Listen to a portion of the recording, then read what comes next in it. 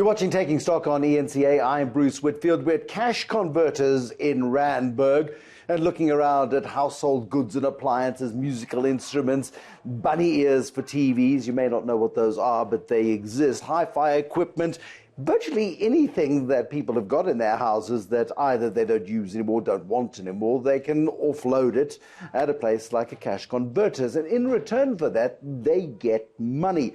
Richard Mukheibir started the Cash Converters business in South Africa 25 years ago. How did you stock your first store? Because when you open a store like this on day one, theoretically there's nothing in it because the stuff has to be brought in for you to sell it. So, good point. In fact, when we open stores now, and we're opening 3 next week, we'll do transfers from existing stores into the new stores as an initial stock holding. But when I opened the first store, I was in fact living in Joburg and opened it in Paradown in Cape Town. In those days, I had a little city golf, so literally everything I had in my flat, I drove down to Cape Town in the city golf and put in the store. And then our first customers were effectively my family. We cleared out the garage of all of the houses and we started that way. And where did you have the money to pay them for the items, or did they give you we credit? We did pay them. We needed to pay them cash. We were really fortunate. As I think you could probably imagine, when we started out, nobody had perceived a second-hand dealer quite like Cash Converters represents itself. So going to a landlord and trying to find a lease took us 6 months before a landlord would say yes. And that was Brol down in the Western Cape. They gave us our same break. And we took probably the same period of time to find a bank who would prepare to fund us. So Nedbank came to the party and they, we banked with them for the first 10 years of the business, which was fantastic. No, but it's an amazing thing, isn't it? I mean, starting up, and people think that startups should be easy. You should be able to go to a landlord and say, here's a deposit. I'd like some space, please. I'd like to open up a bank account, please. And I wonder if it's got any easier in 25 years. My sense is it probably hasn't got easier. My sense is that it's become more complicated to open a business now. And I just roll back 25 years. We needed to register a company and register for VAT and register for PAYE or something like that.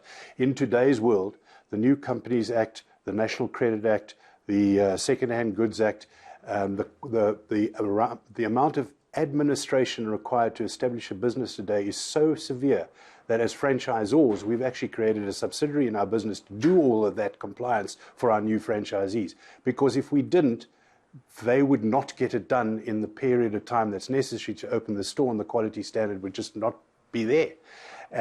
In terms of raising money in today's world, I think it's even more complicated.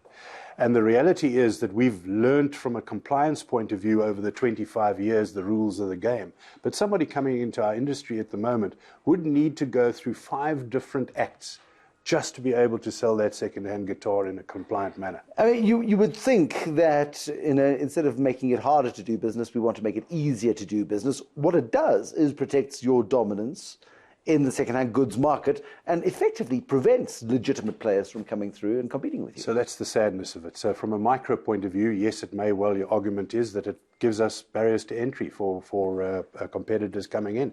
And the fact that there are only 2 national brands in this industry over 25 years talks to that, I think. There are 17,000 registered second-hand dealers in the country, though, but they're mom and pop. So from a micro point of view, it has that, let's call it, benefit. From a country building point of view, it's a real significant problem, because getting into business today as an entrepreneur is a real problem. How many franchises have you got in South Africa right now? You're opening 3 next week. It suggests that there is an expansionary phase. So we'll end the year with around about 90 stores, average about 450 square meters of space, so just under 45,000 square meters of retail space in the country now. We'll do a retail turnover of just under R750 million this year and lend just over R1 billion. So that's kind of the scale of the business. I mean, it's a significant scale. I mean, is it one that is driven by economic circumstances? Do you notice that in tough economic times, you get more stock in and people then shop here more than they might go to a hardware store or to a music shop or whatever the case might be? You almost get the benefit of the downside more than anybody else. So the answer is yes and no. Yes, in the context that clearly the consumer is requiring easier access to cash and probably more frequently, and our business is about providing people with access to cash. So that part is probably easier, but it doesn't imply that when economics turn and the economy is going strong, that the business becomes no longer valid. So what we find is we actually just relative to new. We just go up and down with the new cycle. We've operated in South Africa 25 years now. We've had 2 up cycles, which is fantastic, and I think we're probably in our 3rd down. So yes, I'd describe it more that the wind's behind us, so it may well be a little bit, let's call it easier, but you've still got to make sure that you've got the right team on place, they're well trained, that the store's merchandised and professionally looks like it's a professional operation, that the pricing's correct. And in fact, as we've developed the business model, the IT becomes so much more important to it. Back in Paro 25 years ago, we wrote the first invoice in a triplicate carbon paper book. Today, it's a central database built on the Microsoft stack. We've got 450,000 customers in our database. It's growing by 30,000 a month.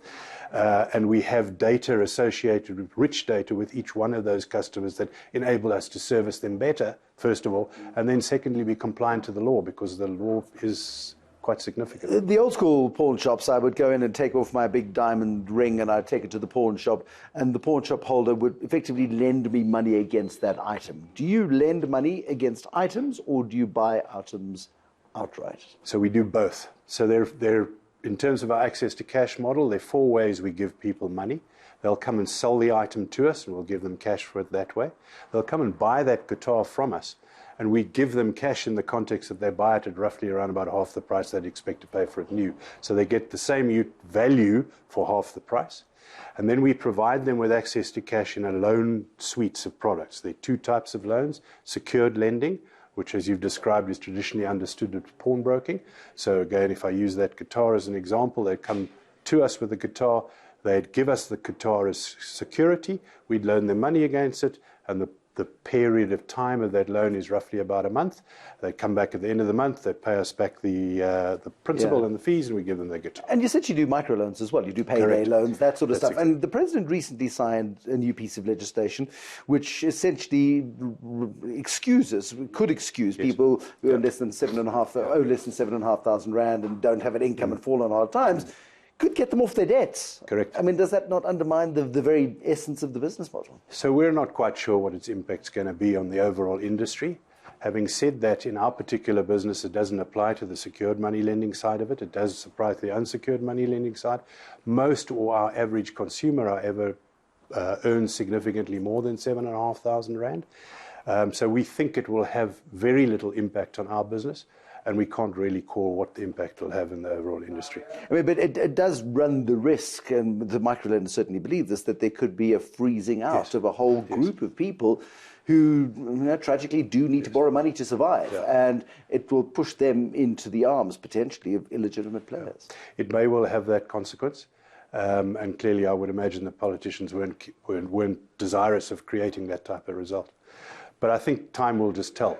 The one upside to it is that in order to qualify, the consumer needs to, in fact, tick a lot of boxes and go through quite a rigorous process. So we'll see what happens in the end of the day. What is the most commonly bought and sold item in a cash converters? So we're specialists as household goods transactors, as second-hand dealers in the household goods industry, and within that context, the categories that sell the most are generally electronics, so computers, hi-fis, that type of stuff, and then secondly, jewelry, and anything literally that an individual can pick up and bring to us that you can plug into the wall. So any electronic item, musical equipment, TVs, hi-fis, jewelry, sporting goods, cameras, binoculars, you name it, we'll buy and sell it. And I haven't seen any in this store, but you know those foot spa things that you get? It's an obsession. People get given these things as farewell gifts from companies, people who didn't like very much, and they sort of get given a foot spa. Maybe they get to use it, and then who knows if it gets cleaned properly, and then it ends up in a place like this. Does anybody ever buy a second-hand foot spa? What is the oddest item that's ever been bought into a cash converters? More in a moment.